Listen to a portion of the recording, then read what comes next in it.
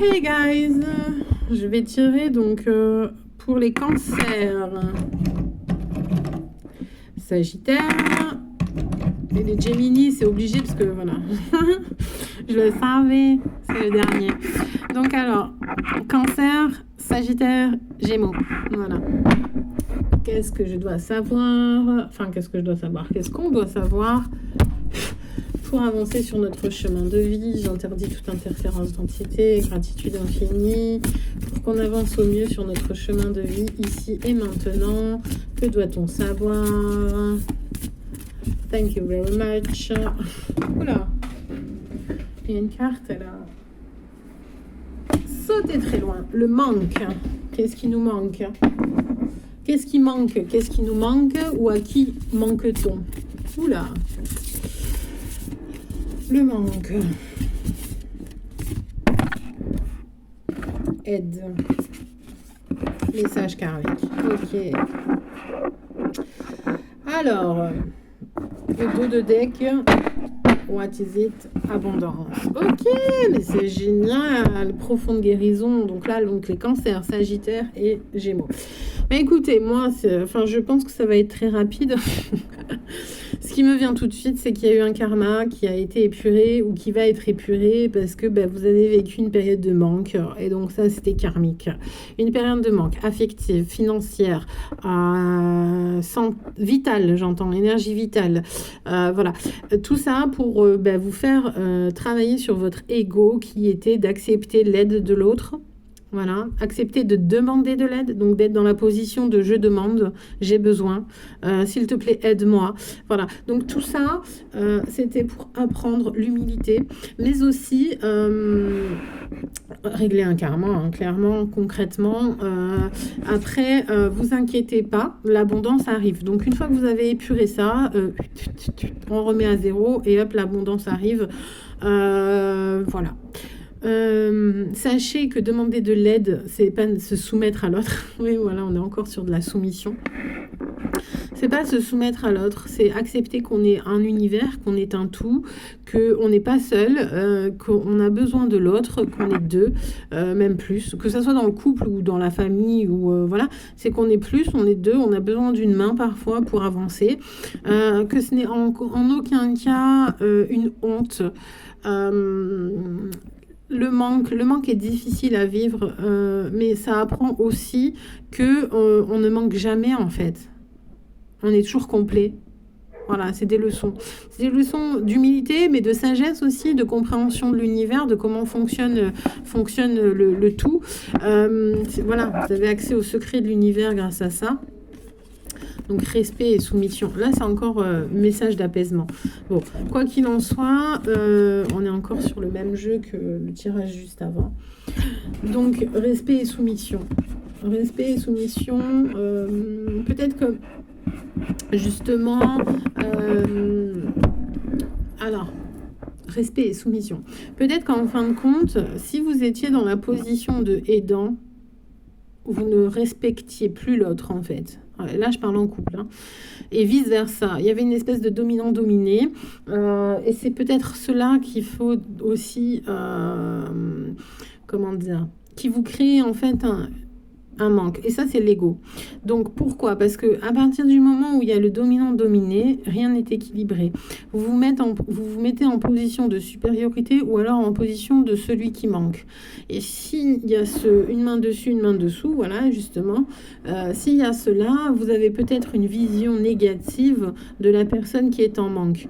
Et donc, non, il ne faut pas. Vous faites ce que vous voulez, en fin de compte. Mais est-ce que c'est adapté d'avoir une vision négative de celui qui manque? Voilà. Est-ce que parce que vous manquez de quelque chose un jour, vous êtes toxique ou alors vous ne valez pas la peine?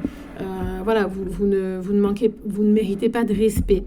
Je vous donne un exemple, quelqu'un qui est sans domicile fixe. Bon voilà, il manque de sécurité financière, il manque il lui manque un toit, il lui manque voilà. Et est-ce que être dans sa position de manque par rapport à vous, qui avez un travail, donc une situation, une stabilité, fait de lui quelqu'un qui n'est pas respectable, qui fait quelqu'un qui est en dessous de vous. Non, ça reste un être vivant. Voilà. Après, il vit différemment. Voilà.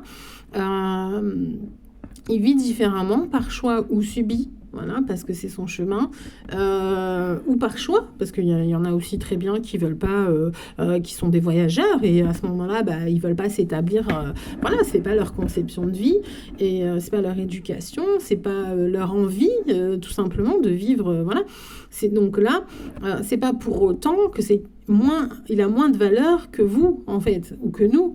Voilà, rien à voir. Donc, c'est ça. Est-ce que le fait de manquer, est-ce que celui que vous considérez manquer a moins d'importance ou de valeur? Donc, je pense qu'il y a quand même de grosses, même dans un couple, quand l'autre est en carence affective, donc manque d'affection, est-ce que justement, du coup, ça fait de lui celui qui est faible dans la relation? Bah non, c'est peut-être vous en fait qui êtes faible parce que vous donnez pas, vous ne comblez pas ses attentes. Alors après, je suis d'accord qu'il y a les attentes toxiques, je suis d'accord. Mais le truc tout bête, c'est-à-dire que si vous ne verbalisez pas, si vous ne montrez rien, que vous ne faites rien, donc on montre pas, on fait pas et on ne dit pas, ben forcément l'autre va être dans une position de manque.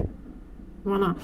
Est-ce que vous le mettez volontairement dans une position de manque pour vous rassurer qu'il soit amoureux de vous, ou est-ce que c'est parce que vous êtes pauvre dans le donner? Voilà. Donc ça fait pas de l'autre. Donc l'autre forcément va être dans une position de manque, mais c'est pas pour autant qu'il est toxique. C'est peut-être vous, votre façon de faire qui est toxique. Parce que ça rend l'échange inéquitable. Donc voilà, et après l'autre va peut-être le verbaliser parce que vous comptez pour lui ou pour elle, et voilà, elle va te dire bon écoute, moi j'aimerais bien que tu me dises que tu m'aimes, ou que tu me le montres, ou que tu fasses en sorte de me montrer que tu tiens à moi. Maintenant, c'est vous l'entendez bien, vous l'entendez, vous changez, c'est bien, vous l'entendez pas, vous voulez pas changer, l'autre, elle a quand même le droit de se respecter et de faire un choix qui va lui convenir pour elle, donc c'est-à-dire peut-être de partir. Et c'est pas parce qu'elle était en manque affectif, c'est parce que vous-même, en fait, vous ne donniez pas, donc le donner-recevoir, donc vous ne donniez pas satisfaction pour avoir une relation équilibrée. Voilà, donc là il y a de grandes compréhensions, il y a un grand avancement, il y a beaucoup de libération qui va faire que l'équilibre du donner-recevoir, l'humilité pour accepter de l'aide des autres, de dépendre, ce n'est pas accepter de l'aide ne signifie pas dépendre de l'autre. Voilà. Être dans une position de manque ne fait pas de vous de quelqu'un de faible, ou ne fait pas de l'autre quelqu'un de faible. C'est la force peut-être, au contraire, c'est peut-être même quelqu'un de plus fort, parce qu'il vit une situation de manque et s'en sort très bien. Tandis que vous, pour vous, si c'est une situation de manque, vous auriez été en difficulté. Vous auriez dû puiser dans vos ressources pour pouvoir s'adapter. Voilà. Et c'est là, en fait, que l'autre, du coup, vous, ce que vous vivez comme manque est peut-être une force pour l'autre, en fait. Bon, enfin bref, je ne sais pas si je suis très claire.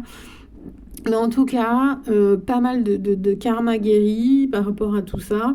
C'est plutôt sympa dans le relationnel. Donc, je pense qu'il va y avoir pas mal de déblocage et donc, du coup, forcément, d'abondance. Beaucoup d'amélioration dans les relations de tout genre, dans tous les domaines même. Donc, c'est quelque chose de sympa. Et c'est quelqu'un de sympa qui arrive, je pense. Voilà. Bon, écoutez, donc il y aura sûrement une rencontre qui va arriver, qui va se faire et qui va vous rendre, qui va rapporter un équilibre. Voilà. Par contre, pour vivre heureux, vivons cachés. Voilà, bye!